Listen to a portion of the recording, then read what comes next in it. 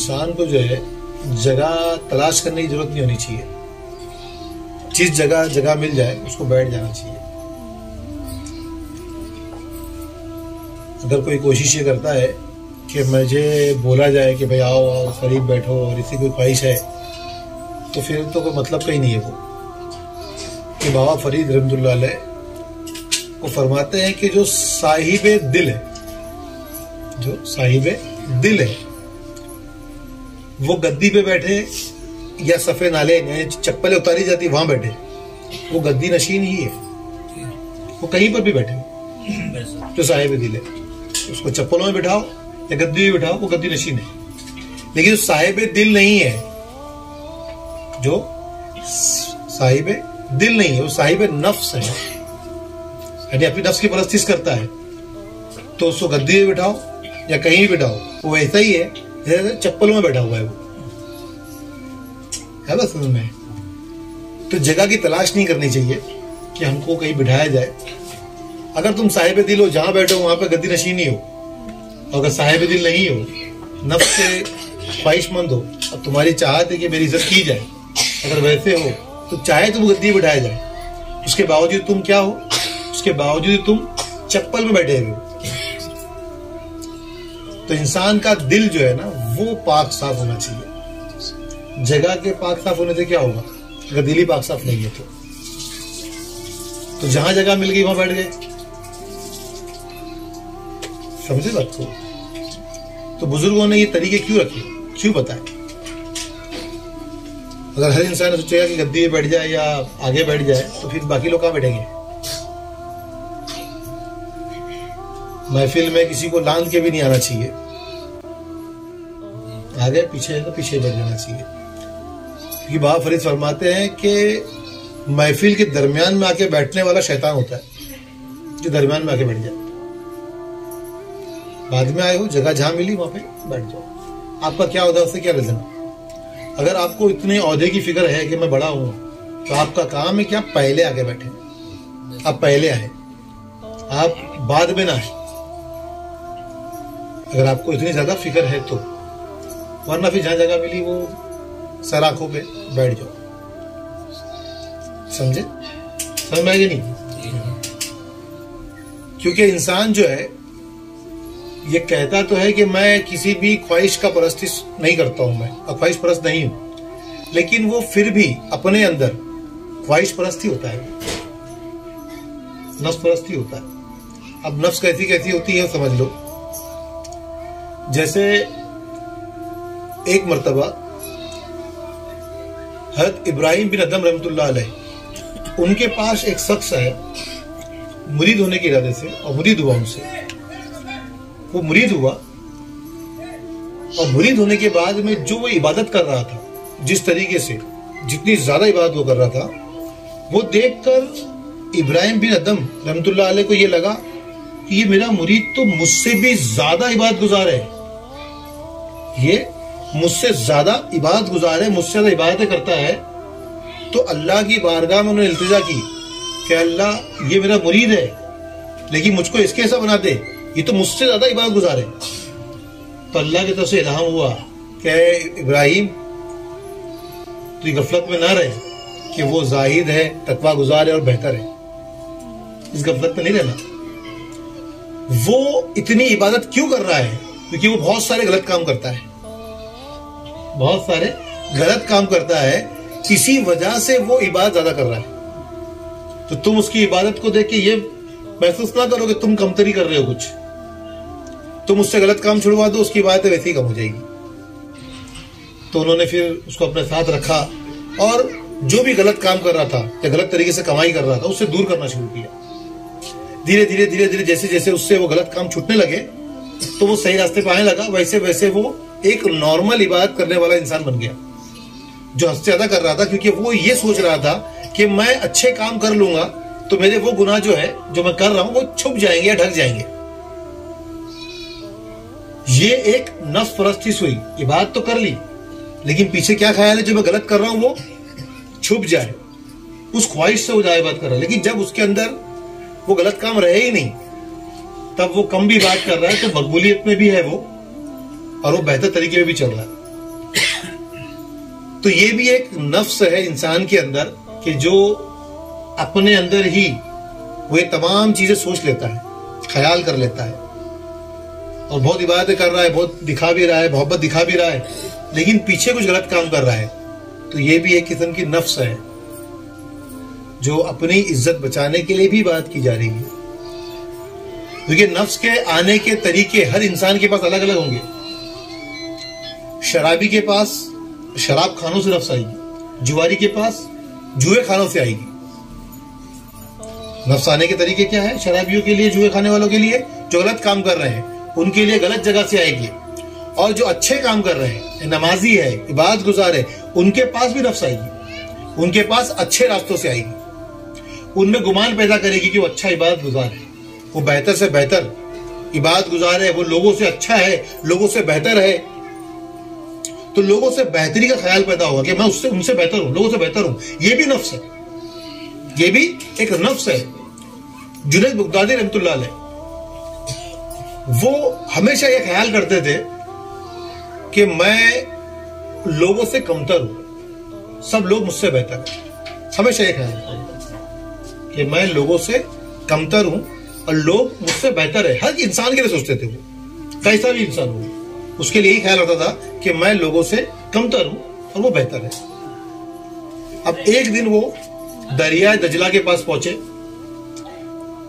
तो दरिया दजला के पास जब पहुंचे आप, तो वहां पर आपने देखा कि एक आदमी, एक शराबी शराब की बोतल लिए बैठा है और बाजू में उसके एक औरत बैठी है। पीछे से उन्होंने उनको देखा कि ये एक शराबी है और वो औरत लेके बैठा है, शराब की बोतल लिए हुए है। तो उनके दिल में ख्याल पैदा हुआ कि क्या ये शख्स मुझसे भी बेहतर है? अब यह सवाल, सबको तो वो सोचते थे कि सारे लोग जो है मुझसे बेहतर है, लेकिन अब उनके दिल में सवाल पैदा हुआ कि ये जो शराबी है ये क्या मुझसे बेहतर है? अब वो ख्याल जब उनके दिल में आया, उसी वक्त एक नाव आ रही थी, उसमें 6 अफराद थे, 6 लोग थे। अब वो किनारे पे आते आते डूबने लगी, वो डूबने लगी। तो उस शराबी शख्स ने पानी में कूद गया और 5 लोगों की जान बचाई। 5 लोगों की जान बचा ली, एक की जान नहीं बचाई। अब उसने पलट के जुनैद बगदादी रहमतुल्लाह अलैह को देखा और कहा कि अब एक की जान तुम बचाओ, मैंने तो 5 की बचा ली। तो वो देखिए मतलब दिल में सोच रहा था कुछ और, ये तो कुछ और गुमान कर रहे हैं। तो उन्होंने कहा कि पहले उसकी जान बचाओ फिर बात करेंगे। आप भी खुद, आपने भी एक की जान बचा ली। फिर आपने फरमाया कि ये जो पानी, जो बोतल दिख रहा है शराब की, इसमें पानी है, इसमें शराब नहीं है। और ये जो औरत आपको दिख रही है मेरी माँ है, मेरी वालिदा है, मैं उनके साथ बैठा हूं। लेकिन आपके दिल में मेरे लिए गलत ख्याल पैदा हुआ। तो अल्लाह किसको किस हाल में रखता है वो तुमको नहीं पता। तुम जो ख्याल कर रहे थे कि क्या मैं इनसे भी, ये शख्स भी मुझसे बेहतर है, मैं इनसे कमतर हूं क्या, तो ये ख्याल करना हमेशा कि मैं हर शय से कमतर हूं, किसी से भी बढ़कर खुद को ना समझना। अगर तुमने माना तो ये भी नफ्स परस्ती है कि किसी से भी तुमने बेहतर समझा, क्योंकि पता नहीं अल्लाह किसको किस हाल में किस तरीके से बनाता है। तो आप अपनी इस बात पे जो है पशेमान हुए कि ये कोई गैबी शख्स है जो मुझको आज सिखाने के लिए आ गया कि वाकई में किसी को भी दुनिया में कमतर या गिरा हुआ किसी हाल में नहीं समझना चाहिए, किसी भी तरीके से। बाइस बुस्तामी रहमतुल्लाह अलैह का एक वाकया याद आ गया कि अपने कुछ मुरीदों के साथ वो अपने खानका से, अपने हुजरे से बाहर निकले। रास्ते में उनके पास से एक कुत्ता जो है वो चला गया करीब से। तो आपने अपने दामन को बचाया कि कहीं वो कपड़ा जो है आपका कुत्ते को लग ना जाए। अब वो उनके दिल में ख्याल पैदा हुआ कि लग जाएगा तो नापाक हो जाऊंगा, तो उन्होंने अपने दामन को बचाया। तो अल्लाह ने जो है उस कुत्ते को बोलने की कुव्वत अता कर दी, गुवाही अता कर दी। कुत्ते ने पलट के कहा कि बाइस बुस्तामी, अगर से मैं गीला होता तो तुम नापाक हो जाते, लेकिन मैं गीला नहीं था। मैं तो गिला नहीं था। तो तुमने अपने दामन क्यों बचाया?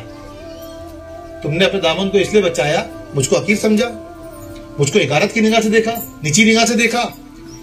अगरचे मैं गीला होता और तुम्हारा दामन मेरे कपड़े से, मुझसे लग जाता, मेरे जिस्म से लग जाता, तो तुम नापाक हो जाते, तो वो धो दिया जाता, वो पाक हो जाता। लेकिन मुझको हकीर जानकर, मुझको कमतर जानकर जो नापाकी तुम में पैदा हुई है, वो 7 समंदर के पानी से ही पाक नहीं हो सकती है। तो यहां पे दर्स क्या मिला कि आप एक कुत्ते को भी हकीर नहीं समझ सकते हो, तो यहां आपस में इंसानों कैसे छोटा बड़ा समझते हो? इल्म एतबार से कि मैं ज्यादा जानता हूं, वो कम जानता है, इस एतबार से किसी को कम ज्यादा समझते हो। तो इस पर भी एक किस्सा सुनो। मौलाना रूमी के मसनवी का किस्सा है, बेहतरीन किस्सा। एक आलिम, इल्म नजूम का जानने वाला, बहुत बड़ा आलिम, वो एक नाव में सवार हुआ, दौरान सफर उसने उस नाव वाले से पूछा, क्या है नाव वाले, बता तुझे इल्म नजूम आता है? तो नाव वाला बोला, हुजूर मैं क्या जानूं इल्म नजूम क्या चीज होती है, मुझे नहीं पता, मैं तो नाव चलाना जानता हूँ, इसके अलावा मुझे कुछ पता ही नहीं। और आप इल्म नजूम के बारे में कह रहे हैं, तो मतलब मुझे पता ही नहीं कि इल्म नजूम क्या चीज होती है, तो मैं कहां से उसको जानूंगा? तो उस इल्म नजूम के जानने वाले आलिम ने कहा नाव वाले से कि तूने अपनी आधी जिंदगी बर्बाद कर डाली, तूने इल्म नजूम ना सीखकर अपनी आधी जिंदगी बर्बाद कर डाली। अब सफर चालू है, रास्ते में भौरा आ गया, पानी में होता है ना, नदी में भौरा हो जाता है, भौरा आ गया और नाव उसमें फंस गई। अब उस नाव वाले ने इल्म नजूम के आलिम से पूछा कि ऐ इल्म नजूम के जानने वाले आलिम, क्या तुमको तैरना आता है? तो उस आलिम ने कहा कि नहीं, मुझे तैरना नहीं आता है। तो तूने अपनी पूरी जिंदगी बर्बाद कर डाली, तूने अपनी पूरी जिंदगी बर्बाद कर डाली। क्योंकि हर किसी का अपना अपना इल्म है, नाव वाले के पास नाव चलाने का, तैरने का इल्म है, लेकिन किसी भी इंसान को किसी वजह से ये ना समझे कि वो हकीर है। आप कुछ जानते हैं तो वो कुछ और जानता है। अगर आपके पास कोई इल्म है तो उसके पास कुछ और इल्म है। अल्लाह ने हर किसी को अपने आप में खास पैदा किया है, कोई आम नहीं है। हर शख्सियत उसकी नजर में मकबूल है, बेहतर है, तुम्हारी नजर में कमतर और बढ़तर है। तो हर किसी के लिए ये गुमान ना करे कि ये मुझसे कमतर है, या वो उस जगह बैठने के लायक है और मैं इस जगह बैठने के लायक हूं। ये भी नफ्स है बस समझ में। तो कभी भी जब तुम पे ऐसा ख्याल, ऐसा गलबा पैदा हो कि मैं इस लायक हूं, तो ये समझ लेना कि ये नफ्स का खतरा है। तो आप अपने नफ्स के खतरात से बचो और बचने की कोशिश करो, क्योंकि सिर्फ और सिर्फ बुराई से नहीं। आप जुआ नहीं खेलते, आप शराब नहीं पीते तो आप सिर्फ अच्छे, ऐसा नहीं है। अगर आपके पास अच्छे रास्तों से भी नफ्स आ रही है, इसका मतलब आप उतने ही बुरे हैं जितना एक शराबी और एक जुआ खेलने वाला बुरा है। एक सूदखोर, हर तरीके का इंसान जो हराम काम करता है, आप भी उतने ही बुरे हैं अगर आप पे वैसे वो नफ्स हावी होती है। तो हमेशा हर किसी के लिए अदब एहतराम रखें, इज्जत रखें, दिल में मोहब्बत रखें हर किसी के लिए, चाहे वो एक 10 साल का बच्चा ही क्यों ना हो, चाहे वो कोई बड़ा शख्सियत, बुजुर्ग शख्सियत क्यों ना हो। हर किसी के लिए अदब एहतराम का होना बहुत जरूरी है हर इंसान के दिल में। सिर्फ और सिर्फ तुम हमारा अदब एहतराम करते हो और बाकियों का नहीं करते हो, तो तुम वही करते हो जैसे तुम्हारी गुस्ताखी कर लो। ये नहीं है कि सिर्फ हमारा अदब एहतराम करना है। हमारे पीरो मुर्शिद सूफी मोहम्मद रशीदुल्लाह शाह, यानी तुम्हारे दादा पीर, क्या फरमाते हैं? फरमाते हैं, बेटा अगर तुमने तमाम मखलूक पे निगाह रखी और इस एतबार से कि तुम जात को देख रहे, जाती एतबार से कि सब में नूर मोहम्मद सल्लल्लाहु अलैहि वसल्लम मौजूद है, कि कायनात की तख्लीक जो है वो नूर मोहम्मद सल्लल्लाहु अलैहि वसल्लम के नूर से हुई है, तो तमाम मौजूदात में वही नूर नजर आएगा। अगर तुम तमाम शख्सियत में उस नूर को देखोगे तो तुम आका को देखोगे। फिर चाहे कोई भंगी भी हो तुम्हारे एरिया का, तो वो भी तुम्हारा आका है, क्योंकि उसमें भी तो वही नूर मौजूद है। तो तुम गुलाम हो, अब वो आका है, तो तुम गुलाम होकर क्या आका को हकीर की निगाह से देखोगे, क्या हकारत की निगाह से देखोगे? जब तुमने उस पे हकीकी निगाह डाली तो जात के एतबार से सब में वो नूर मौजूद है। तो फिर हमारी निगाह कैसी होगी? किसको हकीर देखेंगे? अगर हमने किसी को भी हकीर देखा, कमतर देखा, तो हमने आका मोहम्मद सल्लल्लाहु अलैहि वसल्लम को कमतर देखा। जाने या अनजानन हर जगह वही नूर मौजूद है, हर शय में वो नूर मौजूद है। अगर हमारी निगाहें वो हकीकत देखती है, हम जानते हैं, अनजाने में करते तो कोई बात न थी, लेकिन हम जानते हैं कि हर शय में नूरे मोहम्मद सल्लल्लाहु अलैहि वसल्लम मौजूद है, तो फिर हम हर शय को अपने आप में आका समझेंगे कि वो आका है और हम गुलाम है। तो गुलाम की आवाज आका के सामने बुलंद नहीं होती, गुलाम की आवाज अपने आका के सामने बड़ी नहीं होती, गुलाम की आवाज अपने आका से आगे नहीं बढ़ती। गुलाम अपने आका को हकारत की निगाह से नहीं देखता है, अगर वो देखता है तो वो गुलाम है ही नहीं। उसका तो कोई इसमें मोहब्बत रसूल में कोई दारो मदार, कोई शुरुआत ही नहीं है उसकी, तो वो तो है ही नहीं इसमें। तो कैसा होना चाहिए? क्या किसी को हकीर देखना चाहिए? किसी की मिजाज में आना चाहिए कि किसी को हकीर देख ले, कमतर देख ले? वो चाहे कोई खलीफा हो, पीर हो, वली हो, अगर वो किसी को कमतर से देखता है, हिकारत से देखता है, तो वहीं वो खत्म हो जाता है। समझ में बात को? क्योंकि जैसे ही उसने किसी को हिकारत की निगाह से देखा, तो वो तो विलायत के दर्जे पे होने की बात तो आती ही नहीं वहां पे, वो तो ईमान के दर्जे से भी खारिज हो जाएगा अगर लोगों को हिकारत से देख लो तो। क्यों?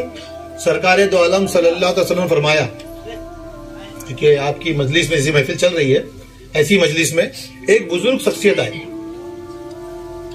जैसे बैठने की जगह वो ढूंढ रहे थे वैसी जगह देख रहे हो, कोई जगह नहीं दे रहा है, पूरा माहौल जो है वो खचाखच बैठा हुआ है भर के एकदम, लेकिन वो उनको जगह नहीं दे रहे, वो खड़े हैं। तो हमारे आका ने क्या फरमाया कि जो शख्स